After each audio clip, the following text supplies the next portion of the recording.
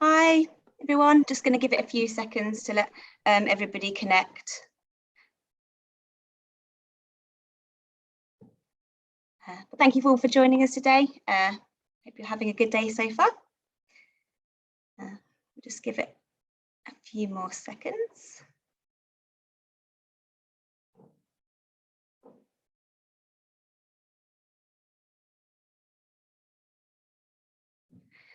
Okay, let's go. So hi everyone, and welcome to our first IAB Europe Industry Insider webinar of the year with GroupM. We're very delighted to have you all joining us live today. I'm Lauren Wakefield. I'm the Marketing and Industry Programs Director at IAB Europe. And for those of you that aren't familiar, our Industry Insider webinars are really just an opportunity to get expert advice and examples, insights and things from those in the know, our members. So we've covered an array of topics so far, kind of over the last couple of years since we launched this format. That's included things like curated marketplaces with Xandr. We've looked at CTV with Magnite, and then just towards the end of last year, we looked at audio advertising and measurement with Oracle Advertising. But I'm very excited to introduce today's session with GroupM to discuss one of the hottest topics of the moment, which is e-commerce, and then how stakeholders can tap into this opportunity. So joining us today, we have our very own Chief Economist, Daniel Knapp, who will shortly be providing an overview of the e-commerce landscape in Europe, sharing everything you need to know about this exciting channel. He will then be joined by Mudit, who is Global Head of E-commerce at Wavemaker, and Yulia, who is the e-commerce partner EMEA at Mindshare Worldwide, who will dive into this channel a little bit deeper in a discussion sharing kind of how brands are building and adapting their e-commerce strategy, sharing best practices and examples for you to take away today. So really have got a jam-packed agenda for you over the next hour. Just before I hand over to Daniel to kick off today's session, a little bit of housekeeping for you. So just at the bottom of the interface, you should be able to see that there's a Q&A box. So if you do have any questions for today's speakers, do just pop them in there. We'll try and get to as many of them as we can. As with all of our events, this is live, so we do really encourage you to post any questions that you have. This session is also being recorded, so we'll make sure that we share this with you after the event. But Daniel, with that, I'll hand over to you. Thank you very much, Lauren, and a warm welcome from me as well. Clearly, e-commerce is one of the long-term growth drivers of digital advertising, one of the most exciting topics that we're focusing on at IAB Europe. We launched a new research program dedicated to advertising in e-commerce to better unravel the trends and also the macro and microeconomy of this very important ecosystem.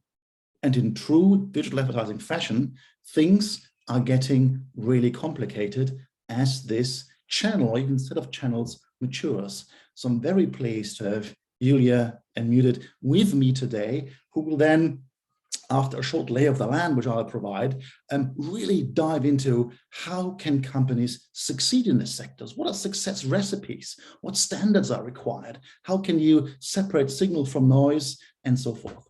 So without further ado, a little introduction to actually the state of play in Europe of this e-commerce opportunity for advertising. So there are four themes or macro forces I'll touch on in my presentation today. One, very obvious, consumer choices. I think we all know about it. Secondly, data regulation and privacy have actually fueled the underlying consumer trends into scalable business models. Thirdly, we need to speak about margins, because many startups think about last mile delivery companies and so forth. They realize, well, maybe advertising is not my core business, but I do need it to supplement my revenues in order to become profitable. And lastly, if we look at all these things combined, e-commerce, retail media, the new first-party data that's being provided in content fortresses or in a closed loop way actually propels further the long desire of advertising to not just deliver clicks, views, impressions, and likes, but actual outcomes to bring the CMO and the CFO closer together. But I think there's a lot of hubris in the ad industry that the situation we're in today is unique, that change is the fastest it has ever been, and that our historical moment is really the most important one. Must disappoint and say, we need to see all of this, all these trends in a broad historical context, meaning changes to the real retail landscape. They are not unique to today, but also change is inevitable, meaning we must adapt in order to make this new world work. Now we're speaking about e-commerce, about social commerce, about the creator economy.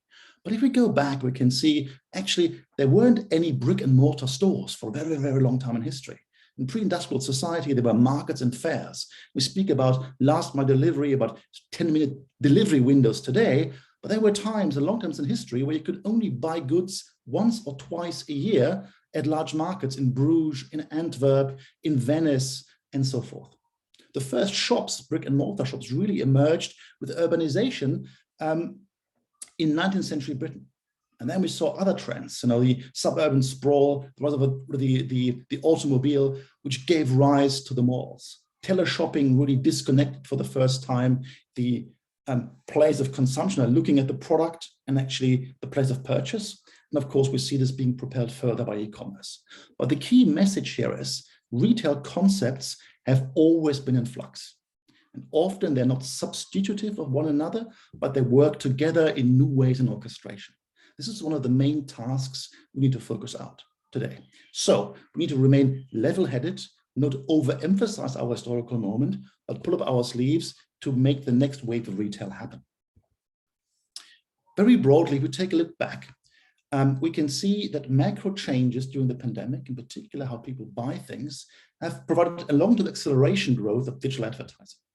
So before the world fell apart, this is how our forecast at IB Europe was for the continued growth of digital advertising spend. We are in a maturing market where digital advertising has a higher and higher share of total ad budgets, now exceeding 50% in Europe. And naturally, we expect things to slow down to high to mid single digit rates in the long-term forecast. However, if we look at the pandemic, we can see that after a short slowdown and a mechanical cyclical rebound, we are actually seeing a long-term higher growth than what would have been possible before the pandemic. Apart from streaming, e-commerce is a key driver. Meaning, due to the new world that we're living in, digital advertising is going to grow stronger than before the pandemic, and we're expecting to add to, in Europe, around 28 billion euros of net new ad spend until 2026, compared to our original 2019 forecasts. We all know e-commerce is exploding. This chart has been shared, I think, in few presentations right now. The most important thing is, yes, internet sales as a percentage of total retail sales are growing. It's a truism now, but I think it's very important that we start disconnecting this from the pandemic fuel that used to be there and see it as a trend that stands on its own, regardless of lockdowns, regardless of anything related to the pandemic. It's a standalone trend. We need to think of it separate from the pandemic as of now. Many things are fueling growth in e-commerce. Money is historically cheap. This is one of my favorite charts of late, where we can see interest rates are at a 5,000-year historical low, meaning even the ancient Egyptians couldn't borrow money as cheaply as we can do it today, often to fuel businesses. And venture funding in Europe, a lot of those are e-commerce businesses, is absolutely hitting new highs. And we can also see that digital endemic companies around the world, in Europe, we've got Delivery Hero here, but some others here, DraftKings, LegalZoom, Poshmark, they're all US-based companies, but we got their precious SEC filings with lots of data around marketing in there. We can see they invest heavily in marketing, and they're usually selling digital goods or services. And you can see not only is their revenue growth double or triple digit, but their marketing growth is as well often exceeding revenue growth. If we look at what proportion of revenue these types of digital endemics are spending on marketing, We see them really in the premium category, where only the elusive CPGs, the big companies, the underwriters of television, the soap opera and so forth, they spend more on average on marketing as a share of revenue than this benchmark group. Meaning, due to venture funding, due to changes in consumption, these companies and grabbing market share, these companies are fueling a lot of money into advertising. And e-commerce is a massive opportunity for ad budgets. It's not just these digital endemics. You can even see legacy CPGs that often used to be disintermediated through retail outlets that are doubling down on e-commerce, owned and operated or with third parties. Even behemoths like Unilever and Procter & Gamble in the latest company results have a very sizable share of e-commerce of total sales. And we're seeing other companies, category specialists like the German perfume store Douglas, who used to be a brick and mortar retailer, slightly dusty, transforming radically in the last couple of years into an omni-channel platform. And here we can see the e-commerce revenue skyrocketing, not just during the pandemic, but it's a long-term strategy where already before that, as of 2018, we saw a massive lift in e-commerce. The important thing here is that retailers like this are realizing that they can use their brick and mortar sites to drive app installs, to do loyalty signups and so forth. They're baking that into the physical store performance KPIs to fuel the digital business. So from lots of angles, e-commerce is growing. And overall right now, we are seeing that consumer e-commerce, B2B is an entirely different beast, now exceeds 1 trillion of turnover in Europe. It's a very sizable market. Advertising in this plays a key role. I like this chart here from Terry Kawaja, who introduced this concept of moving away from a funnel where we put lots of stuff in and see what kind of sticks at the bottom, to a cylinder approach, a more data-driven, informed approach where we are narrowing slightly what we put in, but ensure this funnel remains as wide as possible, as cylindrical as possible, as people move throughout the purchase journey. This is very important, in particular in e-commerce. If we look at a typical e-commerce cost allocation waterfall, so you got your e-commerce sales, you got your cost of goods sold, which slaps off like 40 to 50%, driven on, are you a platform, are you a brand, your contractual relationships, revenue shares, and so forth. And then you got this elusive category, SG&A, services, general and administration, which marketing is a key component. And then you got fulfillment and EBITDA. So you can see overall, it's a pretty okay to low margin business, 5 to 10%. But we can see that the SG&A bucket is extremely variable, to which marketing and advertising belong. So more effectiveness and efficiency in advertising and marketing in the e-commerce world allows a much healthier EBITDA. So it's clear here that advertising for marketers in the e-commerce world isn't just an expenditure, but it's really, really deeply interwoven with the overall business model and sits much higher on the balance sheet than in the typical world of advertising. To understand the real potential of e-commerce, though, although it's growing, I think we do need to look at China. The dynamics are quite different. Here we've got two creators, Via and Austin Lee, major celebrities in China.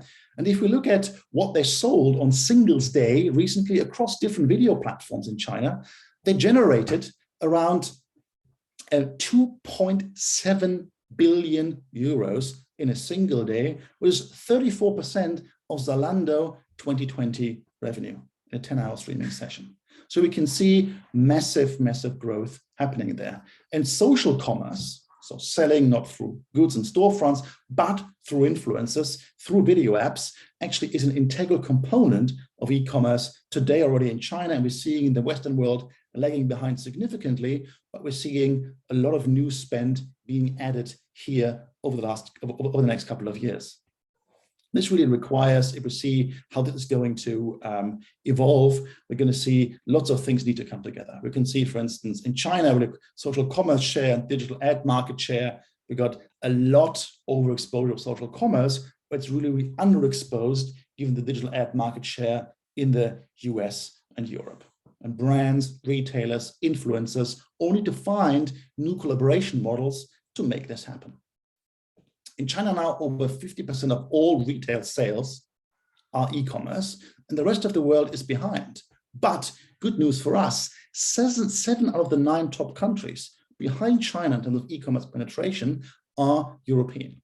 So South Korea aside, UK, Denmark, Norway, Finland, Sweden, France, and Spain are all fairly mature markets globally. So we had a good point in Europe to become leaders in developing this market, both locally, but also on an international level.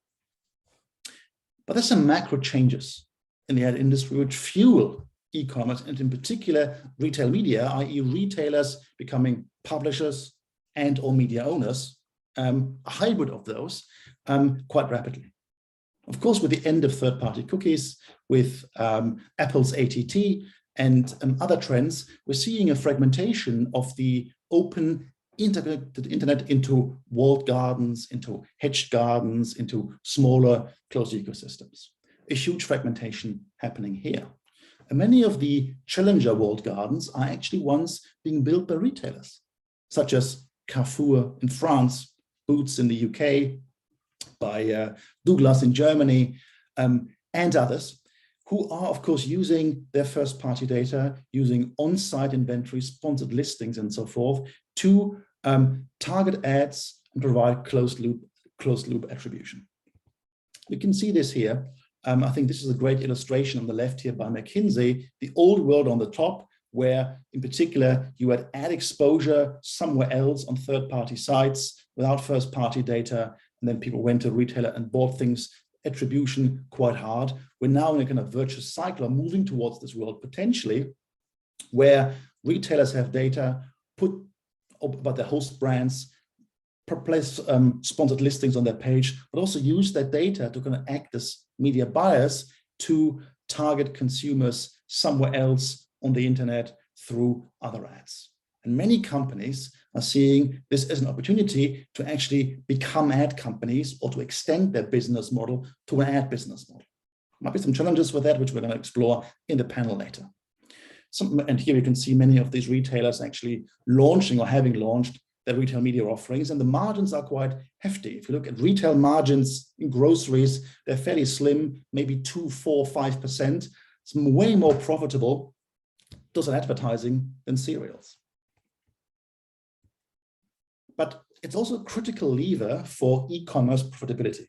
I mentioned these last mile delivery companies, Getir, Gorillas, Flink, Zap, many coming out of the UK, many coming out of Europe. But are they profitable?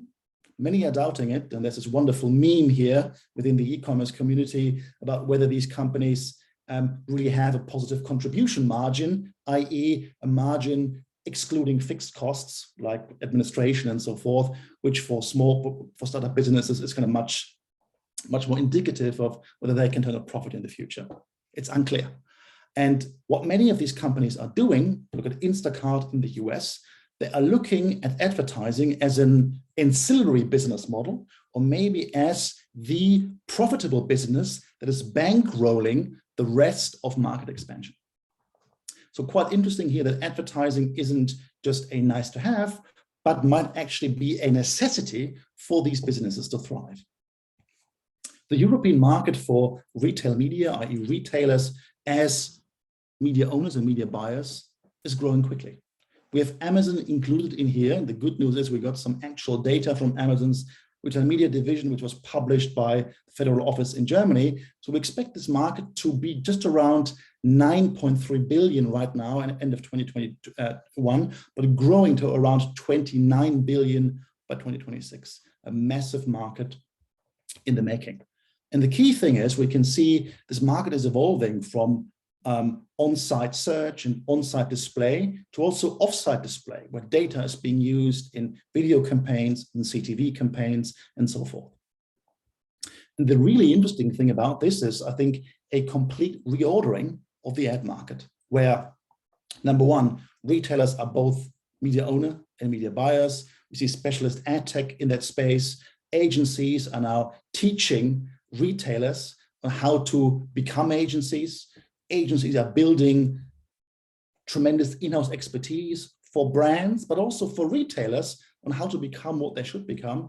We see ID cloud solutions exploding, and also a whole cottage industry around settlement, service, and orchestration. For instance, if you have 10 different retailers, retail media outlets, which one is working best for L'Oreal, which one is working best for Kellogg's, and so forth. And we're even seeing infrastructure players coming in, for instance, Shopify allowing shop payment services, even on stores on Instagram, for instance, which are not running a Shopify storefront, which is all providing customer intelligence and other data to fuel this retail media revolution. And we might be on the cusp here of one of the most transformative changes that we're going to see in advertising in the next 5 to 10 years. But let's now go into the nitty-gritty, into what really needs to happen to unlock this opportunity. And with that, I think I am extremely delighted to welcome Yulia and Mudit to the panel to discuss these things in more detail. Yulia, Mudit, a very warm welcome to both of you. Thank you, Daniel. Hello, everyone. It's nice to be here. Hey, Mudit. Is Yulia here as well? Hi. From some reason, I am unable to start video. Can you guys check? But now I got it. It's okay. Wonderful. Ah, there you are. Here we all are. So thank you both so much for joining. I think you've seen some of the macro trends are outlined, but the success of e-commerce or retail media, it isn't a self-fulfilling prophecy. I think lots of things need to happen to make this into the big and into the useful business, both for retailers and advertisers, that it could be.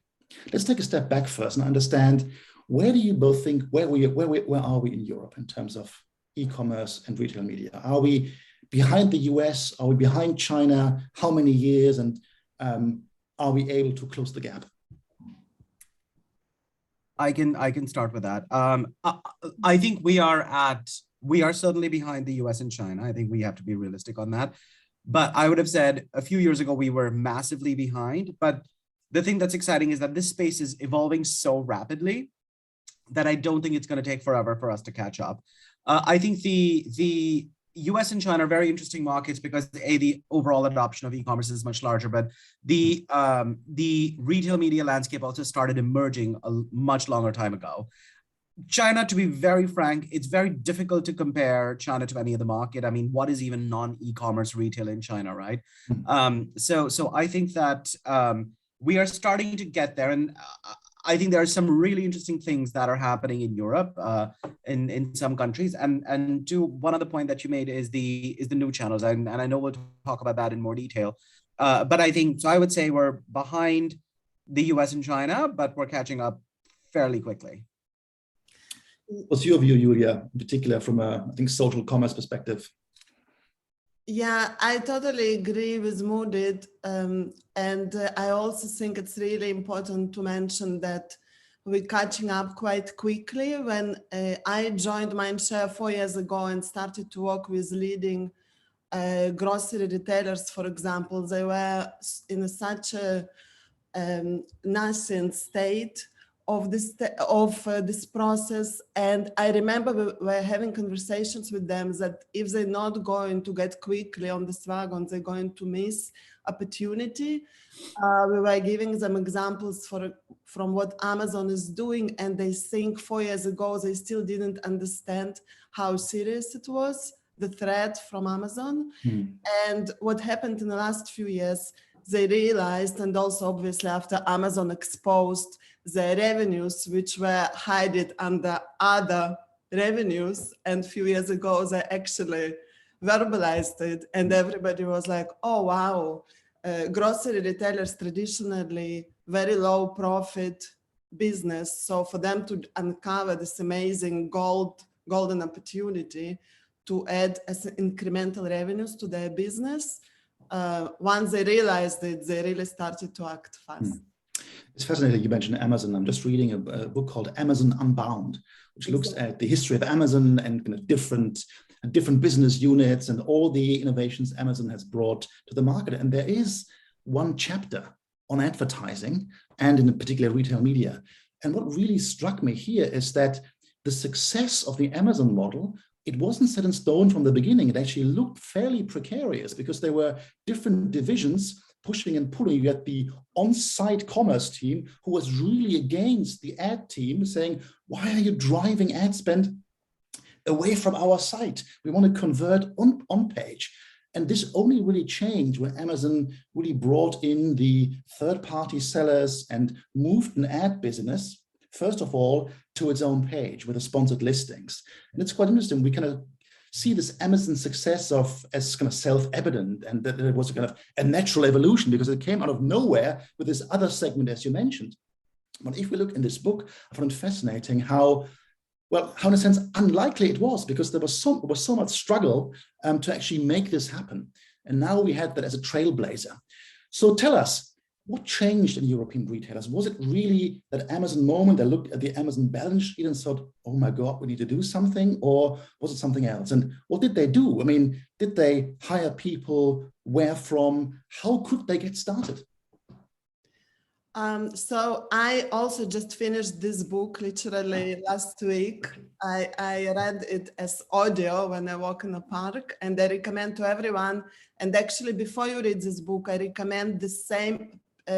Before this book, the same writer wrote Everything Store. So it will give you really good understanding of Amazon. Start with Everything Store and then go to Amazon Unbound. So what happened is that Amazon, like you said, it was trailblazer and created best practices, which actually makes life of retailers easy because they don't need to invent it from scratch. They can look at best practices. Amazon obviously extremely data focused and driven by consumer insights with very high level of intelligence and tens of thousands data points. So they already did all the heavy lifting. All the retailers now need to do is to replicate the best practices, but where they're going to face challenges is to have capabilities to build these practices. You need full tech stack, and you need internal knowledge and educated resource. And in order to get to stack, you can either do it by yourself, or like Kroger, you can partner with Microsoft to develop full media proposition. You can partner with Instacart to develop, to deliver on last mile delivery, and you can partner with Ocado for excellence in your warehouses. So it's either you Walmart, who can steal resource from Amazon and build it from scratch, or through partnership. Do you think that's realistic in Europe? I mean, we're in smaller markets, right, where an individual retailer doesn't have the entire capital that Walmart has, one of the largest companies in the world. So do you think partnerships approach are more likely and more feasible in Europe than in the US, for instance? Well, Tesco developed their own proposition and they just recently rolled it out. But I agree with you, for some of the retailers, partnership probably will be better solution. I will let Mudit to add. Yeah, I mean, I that's what we've seen Boots do, for example, isn't it? With partnerships, I think the speed of execution is really important, and I think that that's where we're going to see much more in the form of partnerships. I mean, so Criteo has played, I think, a really interesting role, especially in France and Spain, in enabling that monetization. The other one that I think we haven't talked about yet, but when I talk to Asia, this is the thing that keeps me up, and non-China Asia, I want to be clear, is Facebook. So Facebook collaborative ads, or Facebook CPaaS, is such a massive part of how e-com or retail media comes to life in Southeast Asia in particular, but it's being rolled out very, very rapidly. And we're seeing a lot of uptake, from players like Auchan, for example. And so I think the interesting thing about that is the technical lift is a little bit easier. You're giving up a lot, don't get me wrong. Yeah, I mean, partnership with Facebook is not something to be entered into lightly, but it's the fastest way to get things going. And I think for some of the smaller retailers, it's probably going to be the most sustainable and sensible solution than trying to out Walmart or out Amazon or out Tesco. I mean, Tesco's done it, but let's be clear, Tesco is one of the largest retailers in Europe. is that something that somebody like a Sainsbury's or a Leclerc is going to be able to replicate? I don't know. I think that's a really important point, but not everybody can have the ambition to kind of out Tesco the grocery sector, because I think fundamentally, and I spoke with a few retailers in the Netherlands recently, they are historically not ad-centric businesses. They are selling goods. Yes, they always had trade budgets come in, but it's a very, very different animal. But it was always a part of the revenue. But the C-suite is not an ad-centric business, right? And now we have this thing we're talking about. Retailers are becoming media owners, publishers, so they're becoming agency-like in a sense. So very different. They're taking on different roles in the media ecosystem, but they're not media or ad-native companies. And I spoke with some retailers who were saying, well, it was pretty hard for us to convince our CFO to give us more money because they didn't understand the business. They're in the business of bananas and avocados and not in the business of banner ad units. So partnerships in that world, I think incremental approach is kind of more viable. Are you seeing something similar? So when you speak with your kind of retailer clients, how is their relationship to the core business, be it grocery or be it something else? I think that the need of the hour is, I think a lot of retailers are looking at their suppliers and saying, oh, Amazon's become just this big thing because a lot of funds are being diverted to Amazon media or whatever retail media is available. And if you don't have a retail media offering, then it's kind of like, you are falling a little bit behind. So I think that it is a question that is keeping them up. And I think most of retailers that I've spoken to would readily agree to that they are not a native media business. But I think this is where they're having to change and adapt and bring in new talent rapidly to enable them to do this. Even if you do a partnership, let's say you get into Facebook CPaaS, you kind of need somebody who's going to own that and understand what data you're sharing and what the long-term implication is. So I think short-term, they're focused on getting things up and running.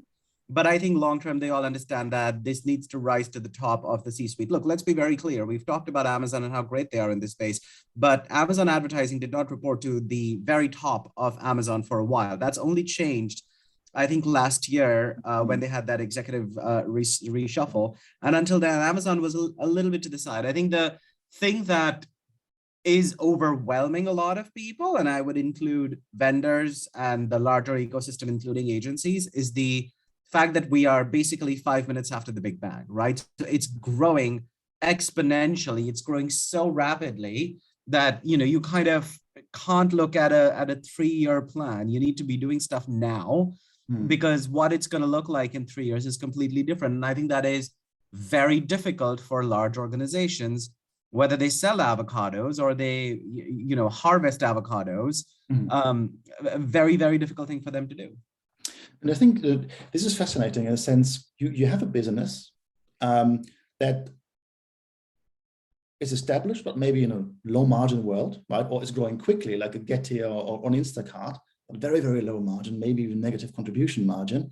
And they realize with consumption changes e-commerce advertising is pivotal. It's not as an add-on, but it's actually an integral part to the entire service offering. Now, when these businesses move into that, they suddenly are facing the same challenges as publishers, right? And the question is, do they need an ad ops team? What are they going to do about measurement and attribution? So in a sense, I think we need to see them in a sense as publishers. They don't have editorial content necessarily, but where, the serial ad, right, or the where the purchase platform is the editorial environment. How are you working with retailers to help them build this expertise? I think the best way in which we can help them is, and you're right, I think it's open conversations. And when we speak to some of these emerging platforms in particular, I think they're much more open-minded, to be very candid with you, than some of the more established omnichannel players. I think exactly because, they're looking at this as a major part of their path to profitability, which is currently probably negative. So I think the way in which we're helping them is really a lot of it is education. I have to say is a big part of it, but I think equally representing what the marketplace wants. And what are kind of the solutions that our clients are looking for. So if you want to sell more toothpaste or avocados or toilet paper or whatever it is, what are the things that really move the needle for you? Because those are the things that vendors are prioritizing. And so for a retailer that supplies them, it kind of rises to the top. I think equally, the other thing that we are excited about in this space is, and especially with some of the newer players, is that the pace at which they move is actually very impressive. We've gone from conversations where we've been vaguely concepting something with one of these last mile players, and then 3 months later, like, oh, well, we discussed this, we've built it. Do you have a client who wants to test it? And I think that's why I'm personally, and I know Yulia is as well, and often we do it together, making ourselves available to those retail last miler channels in particular, I would say, to say, well, this is what I want, because as an agency, I kind of want to be able to take that to my clients ahead of anybody else. So we are talking to them at length about what the industry needs and what brands are wanting in this space. Quick thing on what the industry needs, and like your metaphor about the Big Bang, right? And I would say even it's moving faster than the speed of sound, right? The bang is coming after things have happened. And everybody is developing things. There isn't a playbook really, apart from Amazon, but not everybody can translate or should translate that exact playbook. So they have to do things themselves. But that of course means we have lots of fragmentation in terms of offerings, things like you mentioned it in our prep call, look back windows, how kind of measurement works, and all of that stuff. But the problem is standardization is usually a phase in the market where you lay back in the armchair when everything is a bit more mature, talk to someone like the IAB and build out standards and measurement frameworks. I think it's just so dynamic right now that many haven't thought about this, but it's becoming critical. What are you advising retailers to do? So then let's come to the advertisers. Yeah, I mean, okay. So I think that, to be fair to the retailers, it's not like they've done nothing, right? I mean, there's been a version of a retail media offering in most major European markets for a few years now. I mean, I think memory serves me right, Asda was the first one in the UK to do it, but others have been there for a while. I think that's exactly what we're saying to them, is that the issue is that while there's all this volume of money coming in, it's so fragmented that nothing is scaling enough. And we're sort of saying to the retailers, if you want to do a big retail media JVP of the kind that our clients sign with a Google, a Facebook, a ITV or whatever, you've got to be able to standardize to some extent. They've got to be able to know what's going to happen and when it's going to happen, and that they can compare it to something else. So we are very much pushing this thought around standardization. I mean, exactly to your point about look back windows. I mean, how stupid is it that Walmart and Target have different look back windows and therefore the ROASs change? Things like they don't have the same size format. So from a creative end for the client, it's very difficult. And we're sort of saying, listen, if you want this to grow, you have to move from artisanal to industrial. This only becomes industrial if you make it very easy for brands to do it. So, yes, there's always a room for something creative and custom, but in the main, things need to look similar. This is one of the reasons why retail search has grown so massively and is such a very, very, very significant part of retail media, is because it's more consistent than a lot of other kinds of retail media, if you know what I mean. So generally, everybody understands this is our sponsored product offering. Exactly. This is our sponsored brand offering. There can't be that many creative variations in a kind of vertical search product. It's by definition kind of fairly constrained in how it can look like. But what are you telling to brands? Let's assume, right? A brand, let's say a beauty brand, has products on 10 different retailers, and they're all calling up and saying, I now got a retail media offering.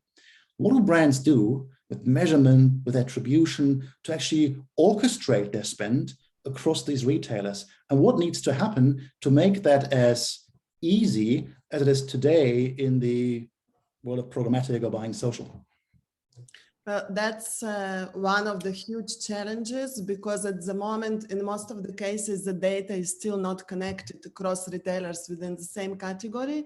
And I would say the problem is so deep that it starts long before media. Even if you think about product attributes like product naming or product belonging into particular subcategory, you will see it's belonging in different category in different retailer, and product has different naming, and the image on product page could be so different that when we're running, like Mudit mentioned, advertising campaigns from Facebook, the story is not consistent. So the conversation here is much bigger to ensure that consistency of experience, first of all, across all touch points and connected data. And I think that obviously everybody is getting better in that because of competition, companies like Criteo trying to align with what would work better for brands and for advertising agencies. We're working closely together and they listen to us on how to bridge these data gaps and how to make the process more transparent. For example, Criteo used to, in UK, used to show us results in a mixed inventory across 3-4 different retailers. But now in the new platform, we can see more transparent data with clear attribution per retailer. And also the look back window obviously changed. So yes, I think it's one of the challenges that needs to quickly be resolved over the next few years, because as Mudit said, in 3 years, the ecosystem will change so dramatically that it will be completely different. That's a super interesting point, right? Because it was already hard for retailers to connect their SKU data to the CRM data and then the advertising data. So they had to work on their internal data stack to make that flow first, which was a hugely challenging thing. And that necessarily has to be custom because every retailer deals with these things differently. And then you have it got to work, but then you realize, now I've got to standardize across my entire sector as well with the output data, right? So as you say, this integration layer is required. I think the key question is it going to be ad tech partners like a Criteo, a Citrus Ads, or whoever who takes that role? Is it an agency that kind of consults? Is it an industry body? Whom to turn to? I just quickly want to mention, so I think that the difference is that Criteo and Citrus and Mabaya and all these similar solutions, they are interested in performance of products that participate in media campaigns. But retailers and brands are interested in the entire portfolio. So what we are not doing yet, we are not looking at an entire portfolio and measuring impact of every individual product like Amazon does. Amazon treats every ASIN as a mini P&L. And so in order to connect data, not only at category or brand level, but on every SKU level, this is a huge task. And I think, and to your... sorry, Majid, No, go on, Daniel. I just wanted to just quickly dive a bit into retailers, right? It's not only about the data, but also about what products are being shown, right? So in a supermarket, we got a fixed shelf and we can rearrange the cornflakes from one aisle to the other. But to succeed and to thrive and to optimize and to show that they can work, that attribution works and so forth, Julia, what do they have to do to optimize their digital shelf? So it's a very interesting question because we usually say it's infinite digital shelf. This is not exactly true because consumers rarely go to the second page. They usually stay on first page of the results. So the shelf has some finite lengths. But the difference is what we need to understand with customized solutions, you and I should not see in the future the same search results. At the moment, it's still only possible on Amazon and Walmart, but I see that in the future, all retailers will offer customized solutions. So the digital shelves that I will see for my almond milk will not going to be the same as for you that maybe you drink usual milk. Yeah.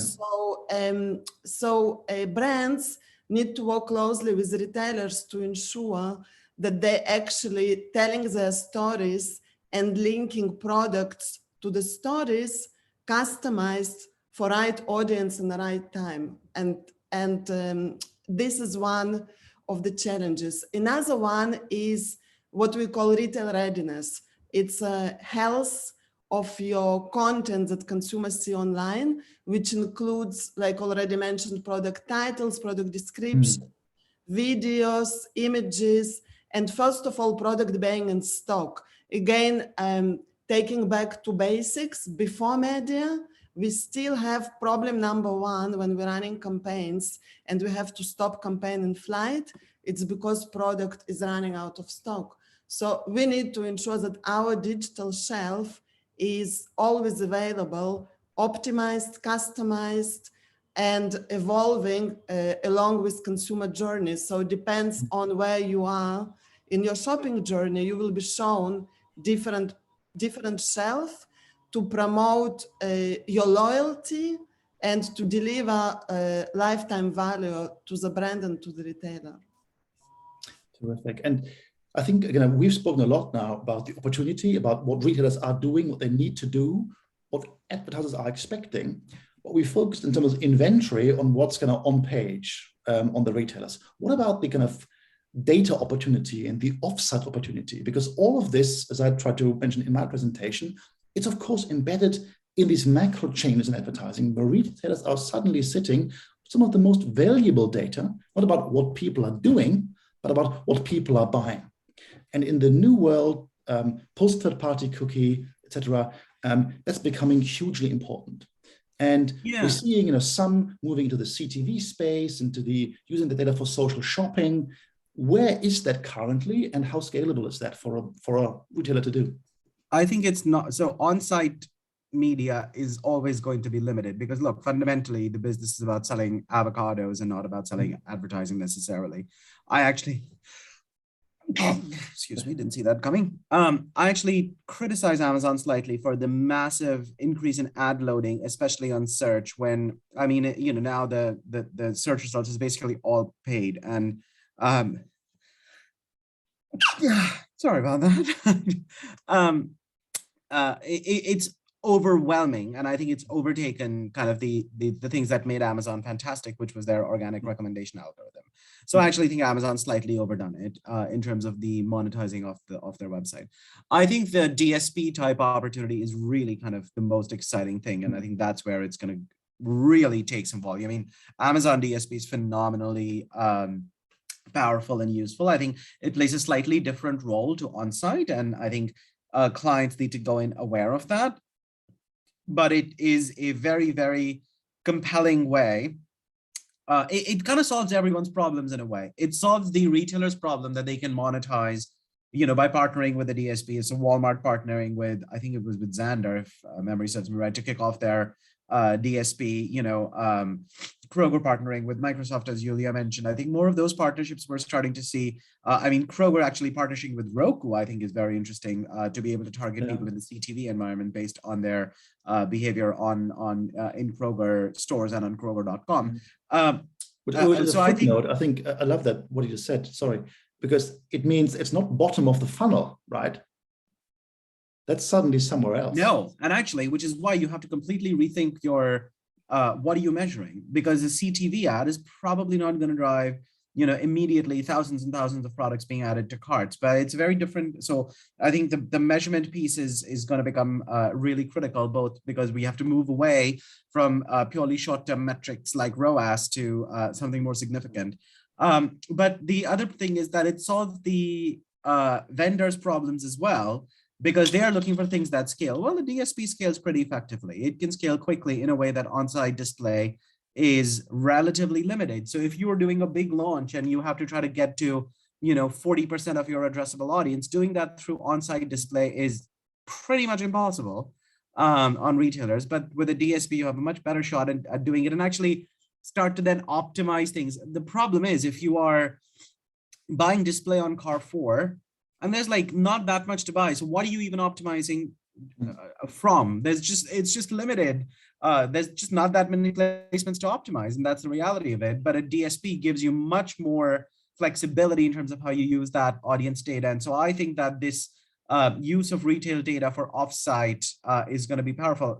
I'm sorry to keep banging on about it, but that's why Facebook CPAS is so great, because on-site display inventory on Lazada was basically non-existent, and on Facebook, well, inventory is not a problem. So I think that's kind of why it's a neat solution for both parties. It's also a less of a technical lift if you're partnering with Xandr.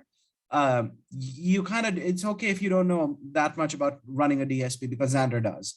So I think this is the space that I think is going to be the one that adds volume from a non-search standpoint. And quickly to our esteemed audience, you can see Julia and Mudit are incredibly knowledgeable about this space. So if you have any questions, please put them in the chat. Don't miss the opportunity to ask them whatever you wanted to know about social commerce, e-commerce overall, and retail media in particular. I'm sure you'll be happy to answer their questions.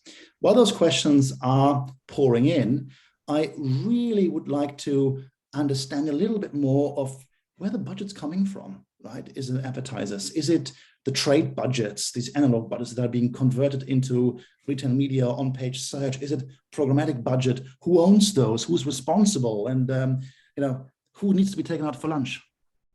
Who? That's tricky one. So the same way as we see what Mudit called Wild West of the retail media, we can apply the same concept on who is paying for that. Because on each of big brands sites, you see a competition between a couple of teams. So it could be any combination of the following. It could be e-commerce team, it could be brand team or shopper team.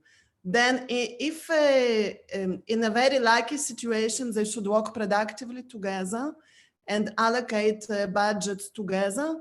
But one topic that we didn't mention before, that everything has become shoppable and the funnel is flattening, and what Mudit just talked about, DSP and Facebook campaigns driving to retailer, we have often situation where brands budget overlaps with e-commerce budget, because one paying for promoting a new ice cream and another one paying for somebody to buy it, and it can all happen in 2 seconds. Yeah. So yeah, it's something that needs to be obviously holistic approach, but it's still not the case, and often there is a competition between different teams towards the budget, and they think it should be agile.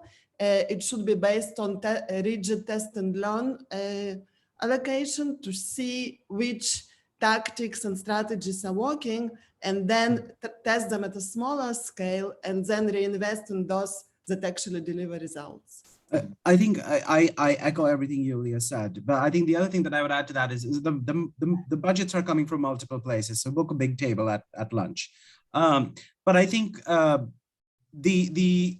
a lot of growth is coming from the media and marketing budgets, because increasingly we're seeing brands actually put out diktat saying X% of your working media or X% of your e-com revenue needs to be put into e-com media, which I think it's a place to start. It's not unlike when 15 years ago people said X% needs to be in digital.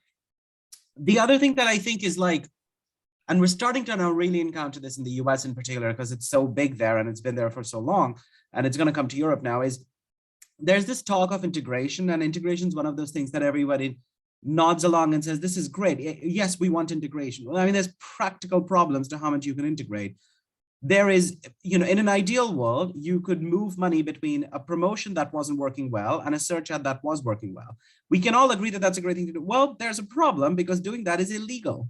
You cannot move deduction-based items into working media, because one is sales and one is advertising. They sit on different lines in your account. That is a literal violation of GAAP. So it's just stuff, and I'm not an accountant, but it's taken a lot of conversations with a lot of smart clients to get to understand this, but it's not as easy as, well, this promotion wasn't working, so why are we doing that? I mean, yes, you can optimize within media, and in an ideal world, you do have everything integrated, but these are the kind of things that can only be solved by all coming together and figuring out holistically how it works, because we can't afford to be naive about these things. I think there's also the human element of everyone wants to do the new and sexy thing, because it's good for all of us career-wise, and it's fun to work on, right? So everyone wants to do the new and sexy thing. So when Tesco launches a very nice search program, everyone wants to fund it, because that's right. And then I get that. So as a result, I think we start having this issue, which Yulia said, where you've got competing ads from the same brand on the same page to the same consumer.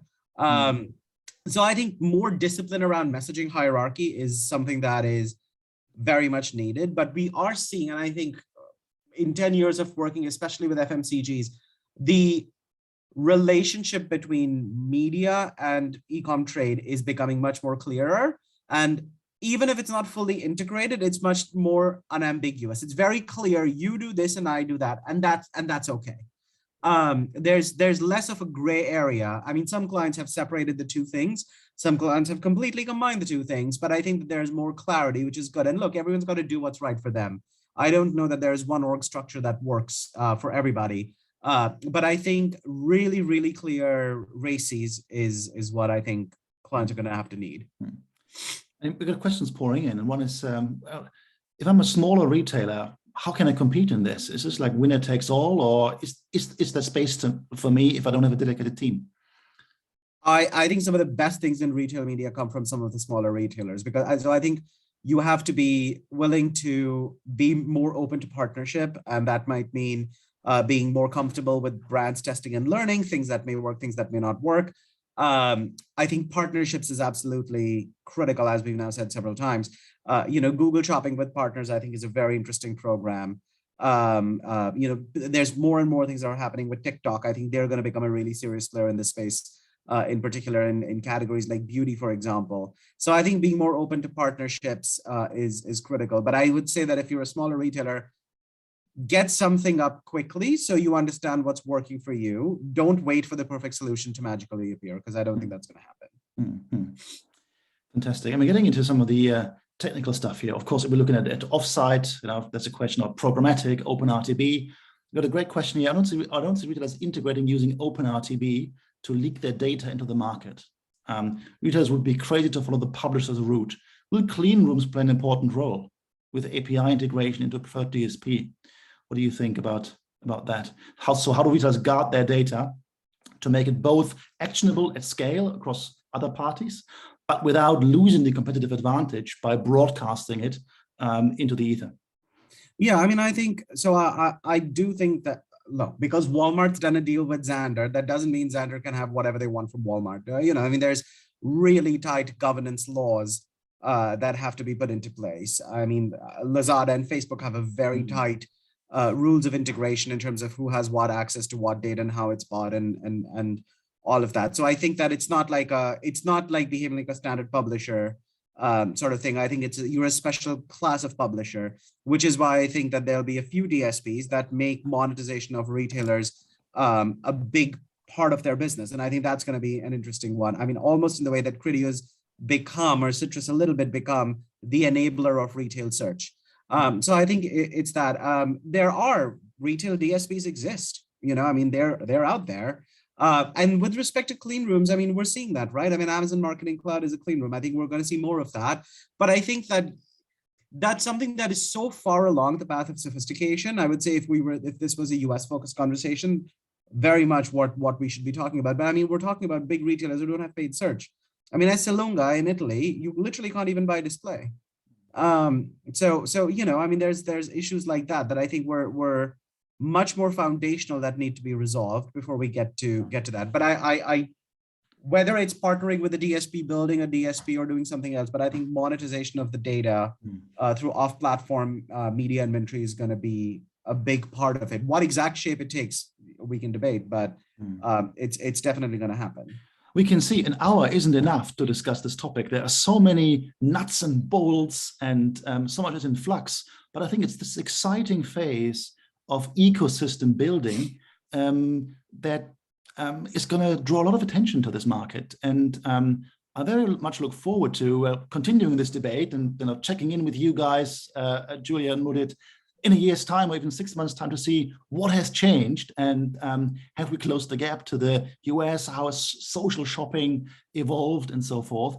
We are at the hour, so I have to stop our flow here, but I would like to thank you both very much for joining us, for sharing your brilliant insights and expertise. I'm sure the audience found it as enjoying and educative as I did, and I'm going to pass back to Lauren to close us off for the day.